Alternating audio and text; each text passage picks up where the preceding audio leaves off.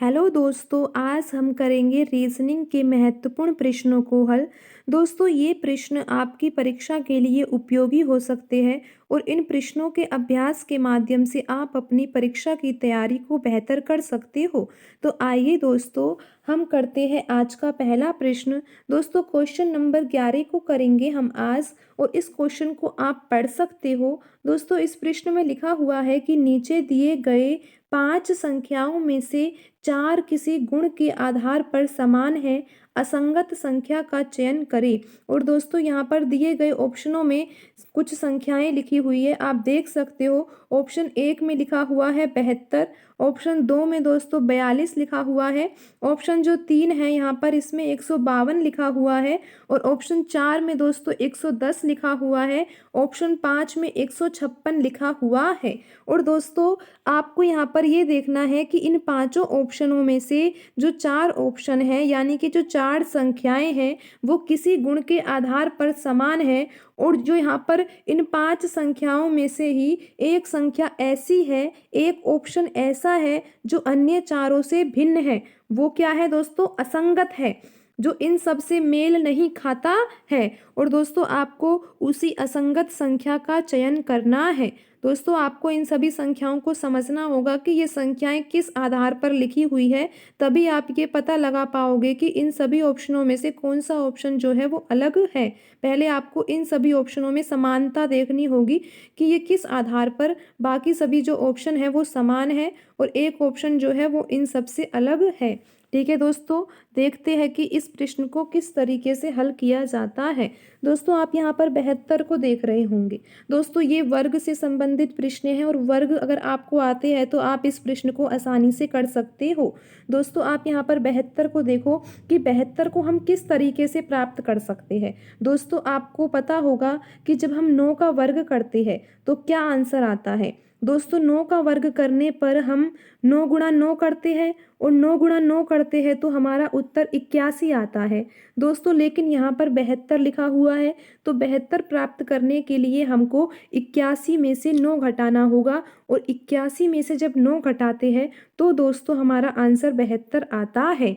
समझे दोस्तों आप कि हमने किस तरीके से 72 प्राप्त किया है। दोस्तों, आप यहाँ पर देख सकते हो कि हमने किसी संख्या का वर्ग किया है। जब हमने किसी संख्या का वर्ग किया तो हमारा उत्तर 81 आ गया। हमने 9 का वर्ग किया तो 81 आ गया। फिर दोस्तों, 81 में से हमें वही संख्या घटानी है जिस संख्या का हम यहाँ पर वर्ग कर रहे हैं। दोस्तों, आपको यहाँ पर ये बात समझने की आवश्यकता है कि 72 को इस आधार पर प्राप्त किया जा रहा है कि हम जब 9 का स्क्वायर करते हैं तो 81 आता है। अब हमें 9 के स्क्वायर में से दोस्तों कुछ और नहीं घटाना, हमें 9 के स्क्वायर में से 9 ही घटाना है। यानी कि 9 के वर्ग में से जब हम 9 घटाते हैं तो हमें आंसर क्या प्राप्त हो रहा है? 72। यानी कि जिस संख्या का हम वर्ग करें उसमें से उसी संख्या को घटाने पर हमारा आंसर यहाँ पे 72 आ रहा है। तो दोस्तों, अब हमें ये पहला ऑप्शन तो समझ में आ गया कि ये किस आधार पर लिखा हुआ है। अब हमें बाकी ऑप्शंस देखने हैं कि वो किस आधार पर लिखे जा रहे हैं। फिर हम देखेंगे कि कौन से ऑप्शन जो है वो एक जैसे है और इन्हीं में से एक ऑप्शन ऐसा है जो वो बिल्कुल ही अलग है।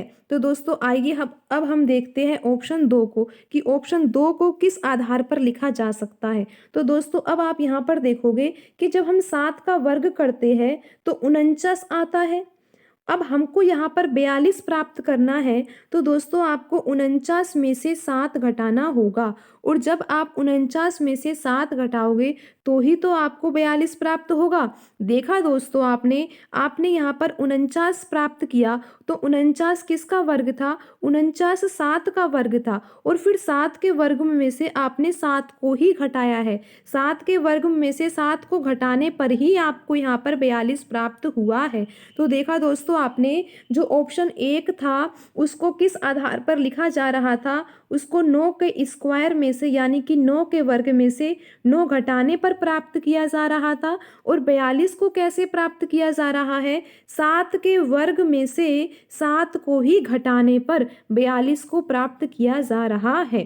ठीक है दोस्तों। अब आप यहाँ पर ये देखो ऑप्शन 4 को किस आधार पर लिखा जा सकता है। तो दोस्तों आपको यहाँ पर पता होगा कि जो 11 होता है, 11 का वर्ग क्या होता है। दोस्तों 11 का वर्ग हम इस आधार पर निकाल सकते हैं, 11 का गुणा 11 करने पर 121 आता है। लेकिन दोस्तों यहाँ पर 110 लिखा हुआ है, तो 110 कैसे प्राप्त कर सकते हैं।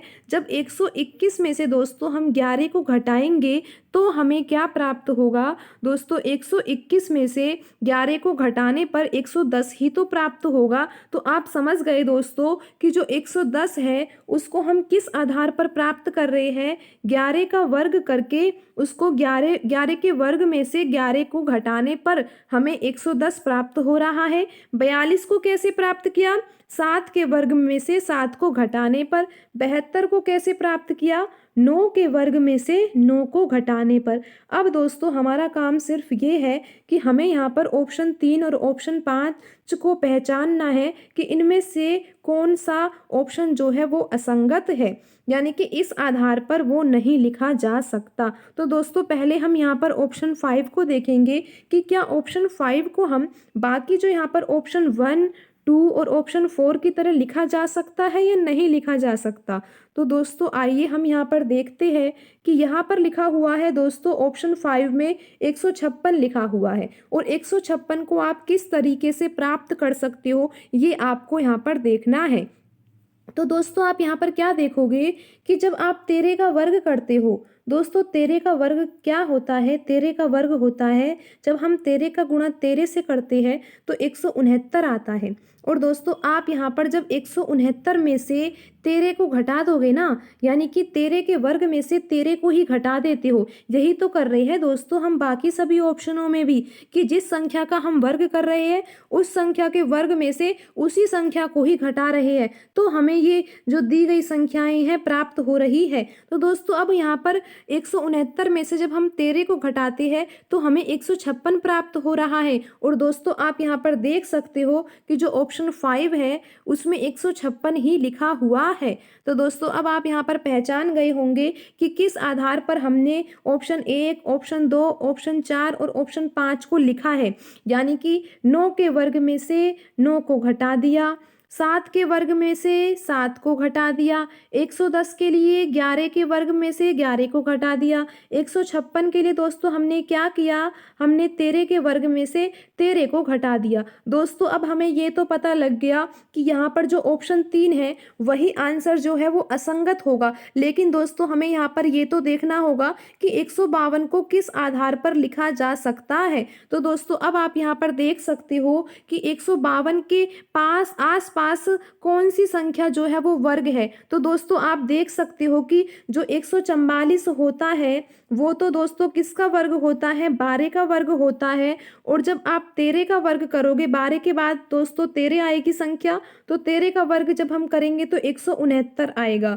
दोस्तों अभी आपने देखा था कि 169 में से 13 को घटाने पर तो ऑप्शन 5 हमें प्राप्त हो रहा था। तो दोस्तों अब 152 को हमें प्राप्त करना है, तो 152 को किस तरीके से प्राप्त किया जा सकता है। दोस्तों आप यहाँ पर देखोगे कि जब हम 12 का वर्ग कर रहे हैं तो 144 आ रहा है, और 152 हमें प्राप्त करना है। तो दोस्तों हमें यहाँ पर 144 में 8 जोड़ना पड़ रहा है, तब 152 आ रहा है। तो दोस्तों अब आप ये समझ गए होंगे कि ये जो ऑप्शन है, जो ऑप्शन 3 है, वो बाकी सभी ऑप्शनों से अलग है। क्यों अलग है दोस्तों, हमने बाकी सभी ऑप्शनों में तो क्या किया था, जिस संख्या का हम वर्ग कर रहे थे फिर उसमें से उसी संख्या को घटाने पर हमें वो संख्या प्राप्त हो रही थी। लेकिन दोस्तों यहाँ पर तो ऐसा कुछ भी नहीं है, 152 को हम इस आधार पर प्राप्त नहीं कर सकते हैं। तो दोस्तों यहाँ पर ऑप्शन जो 3 है वो बाकी सभी ऑप्शनों से अलग है। तो दोस्तों यहाँ पर जो आपका सही आंसर होगा, जो असंगत संख्या होगी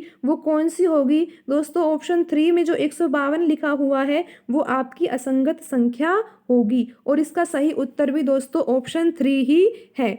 दोस्तों आज की वीडियो में इतना ही, मिलते हैं अगली वीडियो में नए सवालों के साथ। धन्यवाद दोस्तों।